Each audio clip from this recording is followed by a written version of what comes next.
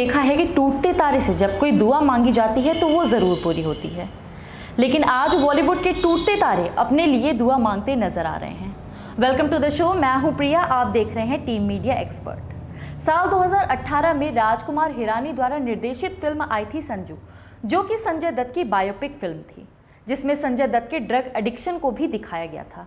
और बात करें अगर प्रेजेंट टाइम में बॉलीवुड की, तो सुशांत सिंह राजपूत की खुदकुशी के बाद जहां एक तरफ नेपोटिज्म का मामला उछला था, वहीं दूसरी तरफ रिया चक्रवर्ती के बयान के बाद ड्रग्स का मामला तूल पकड़ता नजर आ रहा है। ड्रग्स और बॉलीवुड स्टार्स का संबंध आज का नहीं है, बल्कि ये बहुत पुराना है। और आज की स्टोरी में हम आपको बताएंगे ड्रग एडिक्शन और बॉलीवुड स्टार्स का क्या संबंध है इसके बारे में। तो चलिए वीडियो की शुरुआत करते हैं।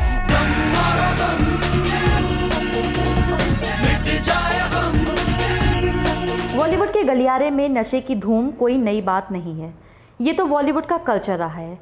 संजय दत्त से लेकर प्रतीक बब्बर तक के कई सितारे नशे में झूम चुके हैं। ये नशा ना सिर्फ पियक्कड़ी का है, बल्कि ड्रग एडिक्शन का भी है। सफलता सर चढ़कर बोलती जाती है और बॉलीवुड नशे में डूबता जाता है। सुशांत केस में जब ड्रग्स की एंट्री हुई तो कई बड़े चेहरे सामने आए। ड्रग के एंगल से जांच कर रही एनसीबी ने रिया चक्रवर्ती के जरिए जया साहा का भी पता चला था। बाद में जया साहा से पूछताछ में कई बड़े नाम सामने आने लगे। इन नामों में दीपिका पादुकोण और टैलेंट मैनेजमेंट एजेंसी क्वान भी शामिल हैं।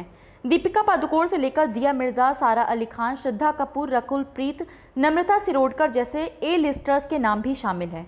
सोशल साइट पर इनकी ड्रग चैट भी लीक हो चुकी है। एनसीबी की जांच में 28 अक्टूबर 2017 की एक व्हाट्सएप चैट सामने आई है, जिसमें दीपिका अपनी मैनेजर करिश्मा प्रकाश से पूछ रही हैं कि क्या उनके पास ड्रग्स है। एनसीबी ने सभी एक्ट्रेसेस को अलग अलग तारीख पर समन भेज दिया है और जिसकी कार्रवाई चल रही है। नारकोटिक्स ब्यूरो ने अब तक बॉलीवुड कनेक्शन वाले 1 दर्जन ड्रग पैडलर को धर दबोचा है। खबरों की माने तो एनसीबी को ड्रग पैडलर से जो डिवाइजरी बरामद हुई है, उसके अंदर बॉलीवुड से जुड़े कई नामी गिरामी चेहरे शामिल हैं, जिसके बाद एक्शन में आते हुए एनसीबी की एसआईटी टीम ने डोजियर तैयार किए हैं, जिसके कंट्रोल ABC में लिखे गए हैं। इसमें से कुछ नामों का खुलासा खुद रिया चक्रवर्ती और उनके भाई शोविक ने किया है।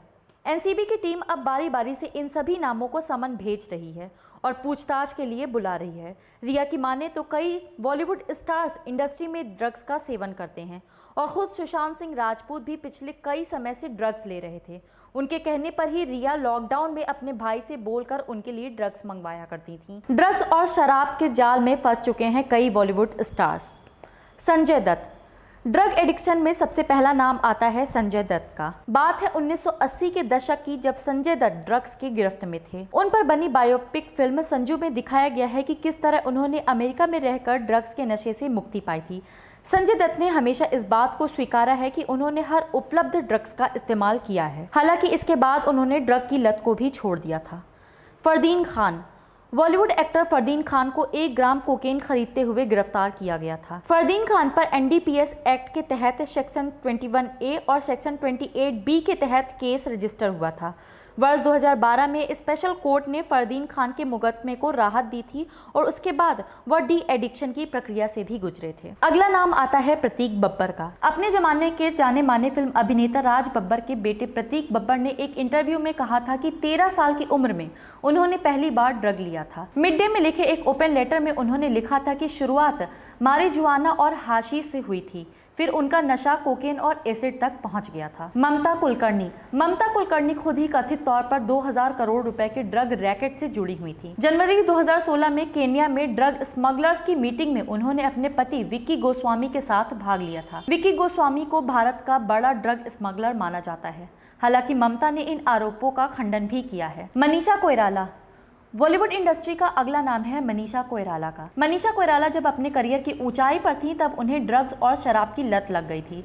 रिपोर्ट्स के अनुसार अपने पति सम्राट दहल के साथ रिश्ते खराब होने के चलते वे ड्रग एडिक्शन का शिकार होने लगी। मनीषा ने न केवल एडिक्शन से छुटकारा पाया, बल्कि उन्होंने कैंसर को भी मात दी है। वे कुछ समय पहले फिल्म संजू में भी नजर आई थी। अगला नाम आता है रैपर यो-यो हनी सिंह का।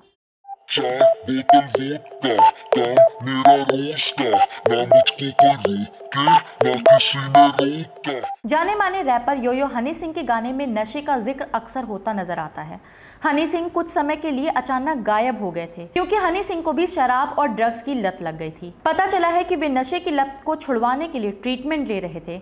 हनी सिंह के करियर पर इसका काफी बुरा असर पड़ा है। अगला नाम आता है महेश भट्ट की बेटी और जानी मानी अभिनेत्री पूजा भट्ट का। पूजा ने एक्टिंग के बाद डायरेक्शन में भी हाथ आजमाया। उन्होंने बताया था कि वे शराब की एडिक्ट हो चुकी थी। उन्होंने एक जगह पर लिखा है कि क्या कोई ऐसे लोग की परवाह करता है जो समाज के अंतिम छोर पर रहते हैं, जो ड्रग का इस्तेमाल करते हैं ताकि जीवन के दुख दर्द से वो दूर हो जाएं। जिस तरह संजू फिल्म में संजय दत्त ने लाइफ वर्सेस ड्रग्स में लाइफ को जीत लिया था, वैसे ही आज की स्टोरी में हमने आपको दिखाया कि वो कौन से स्टार्स थे जिन्होंने लाइफ की दौड़ में ड्रग्स को काफ़ी पीछे छोड़ दिया। बॉलीवुड के और भी किस्से हैं जो हम आपसे साझा करेंगे, लेकिन उसके लिए आप हमारे चैनल को लाइक और सब्सक्राइब करिए। जुड़े रहिए हमारे साथ, देखते रहिए टीम मीडिया एक्सपर्ट। धन्यवाद।